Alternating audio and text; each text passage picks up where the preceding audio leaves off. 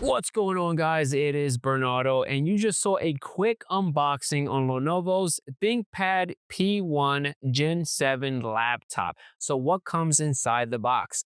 We have our coin cell battery notice sheet right here. Cool. We have our safety information little pamphlet or little booklet, and we have our ThinkPad P1 Gen 7 setup guide. This is cool. This actually tells you all the ports and features. We have our power cable and we have our power adapter, which the power adapter is actually 170 watts. Now I'm going to take the power adapter and the power cable. I'm going to hook it up because we are going to be using this pretty soon. We're going to put this to the side. And then last but not least, we have the beautiful Lenovo ThinkPad P1 Generation 7 laptop, weighing around 4.3 pounds with a thickness of 0.79 inches. Now, if you have the laptop facing you to the point that you are able to open it up, and one of the cool things about the P1 Gen 7 is the notch on right here on the display. So you're able to just open it up like this. Let's look at some of the ports. Now, on the right-hand side, we have the following. We have an SD card reader. We have a 5.0 gigabit per second USB-A always on port, and then one 10 gigabit per second USB-C port. On the left-hand side, we have our headphone slash mic combo jack. We have an HDMI, and then we got two USB-C ports, and then our power in port. All right, so I'm going to take the power cable, hook it up. We're going to open it up, power it on. So let's get right into that. All right, so we went over some of the ports and features. Let's power this guy on. Awesome. On your left-hand side, we're just going to plug in the power cable. We're going to open up the laptop super slow. It does have that notch, which I really like because it's super easy. You could use one finger to actually open it up. Look at that. Awesome. 16 inches, guys. It's a great size. All right, the power button is actually located on the right-hand side right here at the top. So we're going to press it and let it boot up.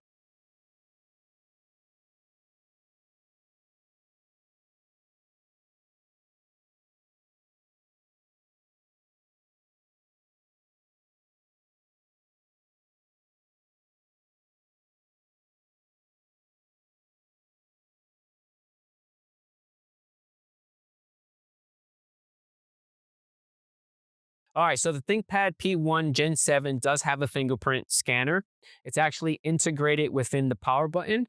Unfortunately, this particular machine does not have or support Windows Hello. It does have an awesome webcam, which we are going to talk about it a little later. So don't worry about it. Let's use our finger. Hopefully it works out with no problem to log in. Sometimes it doesn't work. So let's try again. All right, so let's talk about the trackpad. Now, the trackpad itself, when I was using it, I did not have any problems. With any laptop, I typically find myself plugging in a USB mouse and just using that. But the trackpad here is pretty large, measuring around 5.37 inches. It does work. I didn't have any problems when I was using it. It's there when you need it. You do have Lenovo's signature ThinkPad track point that you are able to utilize and use. I don't really see myself using that a lot. Majority of the time when I'm using a laptop, I just plug in a USB mouse and just use it that way. But the trackpad, large, awesome, no problems at all. Now for the keyboard, I did enjoy using the keyboard. It just worked. Super responsive. Typing, no problem. If you want to know the distance between each key, it is around 0.12 inches, which is pretty standard with the ThinkPads. The keyboard itself is backlit. Let's close that up. So right now it is off. If you hold the function key and hit the space bar, that is turning it on the first level. And then if you hit it again, this is the second level. And then if you hit it again, it turns it off. So one more time, level 1, level 2, and level 3, which is off. Now for speakers, the speakers are actually located at the very bottom on the left and the right-hand side of the device. The loudness is pretty loud. The room was around 54 decibels. And I played some music within YouTube at 50% and it increased the decibels up to 94.0, which is an increase of 40 decibels. When I increased the volume to 100%, it went up to 100.2 decibels, which was an increase of 6.2, which gives us around a total of 46.2 decibels that these speakers can go up to. It's pretty loud. And let's talk about the display. Now, the display is rocking a 16-inch IPS anti-glare display. It is non-touch, which I love a lot. It does get dusty a lot, and fingerprints are everywhere. So, yeah, it drives me crazy because I'm constantly wiping it clean. The resolution on the display is 1920 by 1200. For the brightness level right now, I believe this is the highest and this is the lowest and this is the highest. And let's do it one more time. This is the lowest for the brightness and and this is the highest. Awesome.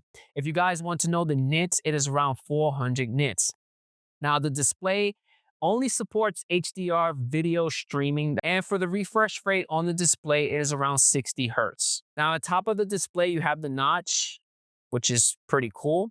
It is housing the webcam as well as the mics. The P1 is actually sporting a 3.7 megapixel webcam with a resolution of 2560 by 1440. The video, you're able to go up to 1440p at 30 frames per second. Now, you do have the privacy guard, which is awesome. I don't find myself having any trouble using it. I do have nails, so it's pretty easy to actually, open, close, open, close. It's pretty easy. Next to the webcam, you have your mics, which is pretty good. I did capture some raw footage using the webcam and the built-in mics using OBS. So let's take a look at that. What's going on, guys? We are using the built-in webcam and the microphones on the ThinkPad P1 Generation 7. I'm using OBS Studio right now to record everything. It looks great on the display. Hopefully, when I take this raw footage uncut, I'm not going to edit the audio or make modifications on the visual effects or anything like that. It looks good. All right, so let's get back into the unboxing and the review on this laptop. All right, so you guys just saw raw footage using the built-in webcam and the mic on the ThinkPad P1 Gen 7. Let's talk about the performance because this guy is a beast. So let's hold the Control, Shift, and hit the Escape key. Let's open this guy up a little bit. Let's go inside Performance. On the CPU, let's right-click on it, change graph to logical processor. So this guy is running an Intel Core Ultra 7 165H processor, one socket, 16 cores, 22 logical processors. Base speed is 1.40 gigahertz. Wow, pretty strong. Should have gave us 2 more to keep it nice and even, right? What's going on? It should have gave us at least 24 processors. Come on. For memory, it is housing 32 gigs. Now for hard drive, it is a really good one. It's one of those high performance solid state drive. I believe it's a NVMe solid state drive. So it's one of those high performance one. For GPU, we got a couple of them. For GPU 0, this is the one that comes with the processor. It is the Intel Arc graphics card. Shared GPU is around 18 gigs. Let's round it off. It does say 17.9, but let's round it to 18 gigs. It does come with an NPU processor. This is for AI, which is awesome. And then last but not least, we got the GPU 1, which is the NVIDIA RTX 1000 ADA generation laptop GPU. Wow, it's a long name. Dedicated GPU memory is 6 gigs. Shared GPU memory is, again, let's round it off to 18 gigs, which is really, really good. Awesome. Now, I did run a Puget Bench for Photoshop, Puget Bench for Premiere, and Puget Bench for DaVinci. And I got really good results. So let's minimize the task sequence. And I took some screenshots of it. This is actually Puget Bench for Photoshop. Is it for Photoshop? Yes, this is for Photoshop. And let's close this up. So many damn warnings, right? The next test was Puget Bench for Premiere. And this is the score that it provided. And then last but not least, I ran Puget Bench for DaVinci Resolve. And this is basically the score that it gave it. Not too familiar with this system of testing, but for me, this is a pretty high scores, which is really good. I also used another program that is PCMark branded. And for Offers Benchmark, it really gave it really high scoring. for the CPU and GPU. If you look at it, like exporting a PDF took around 16 seconds, converting a PDF took around 9 seconds, loading it up took about 1 second, saving, this is how long it took. So the machine itself is really, really fast. I also did a little bit of photo editing. This program actually opens up like Lightroom and Photoshop and does a lot of modifications and editing with photos. Like loading an image to do retouching took zero point 0.3 seconds. Saving took about 55 seconds. Adjusting filters took less than a second. Exporting images, 6 seconds. So this is really fast. It's a really good machine for those individuals that are looking for a machine to do maybe designing with Illustrator and Photoshop. And then last but not least, well, not last but not least, because I did a couple of others. I did video editing benchmark. So let's open this up so we can take a closer look.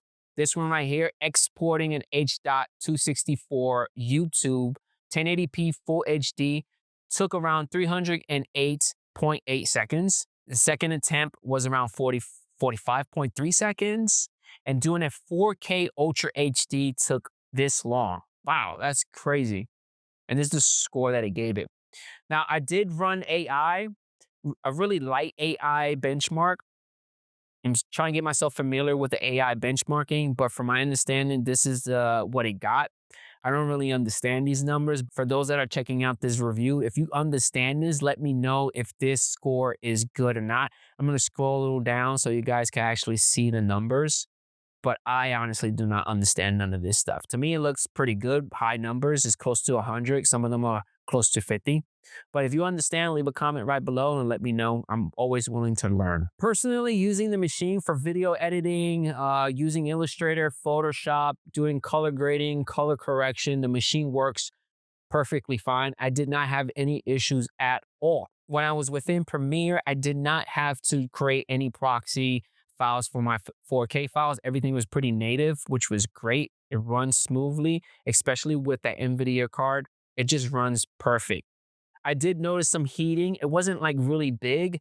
The laptop was being used in an area which was a little cool. It wasn't warm, but I did get the temperatures around this area right here because it does have that vent right in between the display and the keyboard. And also you have vents at the bottom. But the temperature that I got was around 80 to 82 Fahrenheit. Now, because of the graphics card, I was able to play some games. I wasn't playing like really high level AAA games like, Call of Duty or Fortnite or League of Legends. I was just playing, really low end games and I enjoyed it a lot. It's capable to handle those type of games. The color on the display pops out. I really like that. So I really feel like this laptop is for designers in mind. When I was using it and when I was booting up, noise. You will hear some noise, which I'm going to drop it right here so you guys can actually hear it.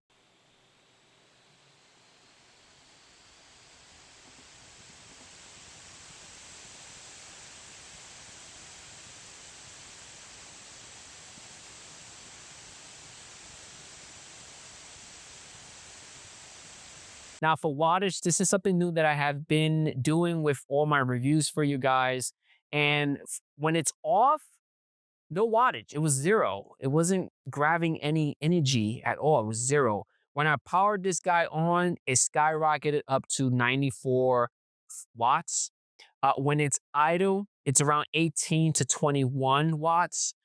If you're using it, and I didn't record this, I didn't grab any B-roll for you guys, but I feel like if you're using the NVIDIA or Premiere, or if you're using Media Encoder to render out, the wattage is definitely going to go up to 100 or 100 or 112. If powering it on takes around 94 when you're using Premiere, I could guarantee you it's going to be hitting 100 plus watts. All right, so we just went over the performance. It's a great machine. You're able to do so much with it, yes. But how about the battery life? Because the battery life is super important with laptops because you don't always want to be plugged in, right? It's horrible. Laptop's supposed to be mobile. Out of all the laptops that I have done for you guys, for many, many years, this laptop blew my mind with the battery life. So let's get right into it, right? I like to use PC Mark 10. As always, I ran it about 5 times, different ways. And the first one is Modern Office battery life, 9 hours and 3 minutes. Yes, 9 hours. I finally got a machine that's 9 hours, but check this out. I ran it again, but with a different, different benchmark, application battery life, 10 hours, 36 minutes. Yes, that's awesome. I ran another test, pure video, just playing video until it completely died. 18 hours and 47 minutes. That is crazy. The fourth test, gaming, 1 hour. Yes, this is one. When you're playing games, I don't really kind of recommend not having it plugged up. You have to have it plugged up, right? If you unplug it and you're playing games, it's going to die on you really quick because the GPU needs that power. You need to be plugged up. So 1 hour and 19 minutes, it's okay.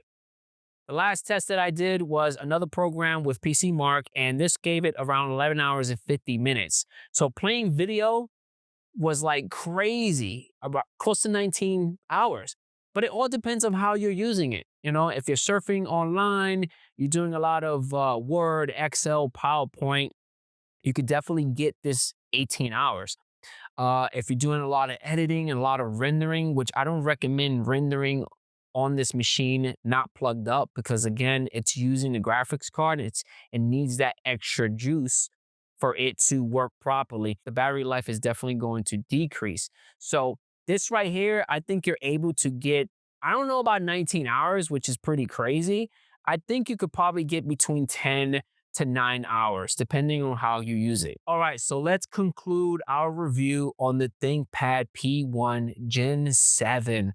Okay, where to start? External monitors. With external monitors, you have your HDMI, you have your Type-C ports. You are able to have at least 3 monitors hooked up into this laptop. Just make sure you plug it in. I wasn't able to natively plug in a Type-C monitor to it. I had to use a Type-C adapter with an HDMI to plug it in, but it works. Boom, right? Now, if you want to talk about pricing, starting price for this guy is around $1,900.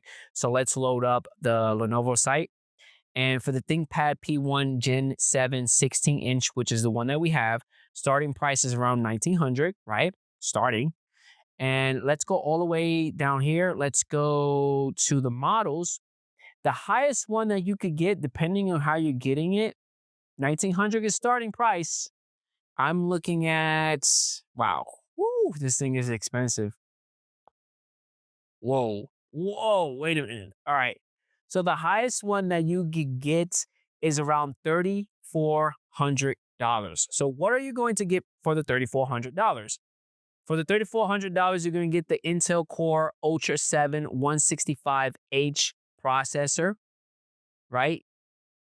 Clock speed on that is around 3.80 gigahertz per core. Wow. Up to 5.00 gigahertz. This one is going to have the NVIDIA RTX 3000 with 8 gigs, 64 gigs of memory, 2 terabyte solid state drive, M.2. Nice. This one is the 16-inch with the resolution of 3840 by 24 OLED, anti-reflection, anti-smudge. Wow, 400 nits, 60 hertz. Wow, that is crazy for $3,400. So starting price $1,900 up to $3,400. Now, overall experience, I did enjoy using this guy a lot when I was doing a lot of editing with Illustrator, Photoshop, color grading, because it was great because all the changes that I made within DaVinci Resolve, it was instant. It was no lag. The only downside about this machine, I mean, the ports are there. You got a lot of ports. You got 3 Type-C ports.